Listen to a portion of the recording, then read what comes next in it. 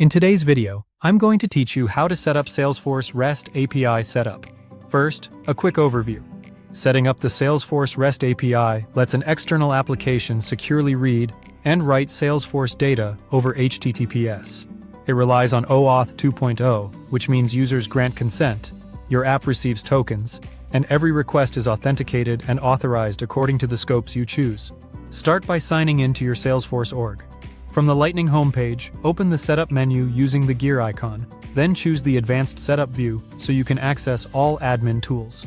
In the Quick Find search, look for App Manager and open it. Here is where you register the application that will connect to Salesforce. Choose New External Client App. This creates the credentials your integration will use. Give the app a clear name, for example, My REST API App, so admins can recognize its purpose later. You'll see the API name fill in automatically. The default is fine in most cases. Provide a contact email so Salesforce knows who to reach if there's an issue with this integration. Use a monitored address owned by your team rather than a personal inbox. Scroll to the API section and enable OAuth. This turns on the OAuth 2.0 flow for your app. Next, enter a callback URL. This is the redirect URI where Salesforce sends users after they approve access.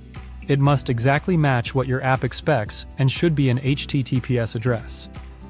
For local testing, your developer tool will provide a secure callback you can paste here. Now choose the OAuth scopes. Add full access. Full. This grants broad permissions and is useful for admin-led testing, but in production consider the least privilege your app needs. Add manage user data via APIs. API. This allows standard REST and SOAP API operations. Also add perform requests at any time. Refresh token, offline access.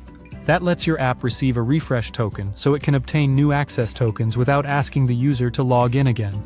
Store all tokens securely. Click Create to save the app. On the app's detail page, open Settings. Then reveal the consumer key and secret. Salesforce may send a verification code to your email. Enter it to proceed. The key and secret act as your client ID and client secret during OAuth, so keep them confidential and rotate them if they're ever exposed.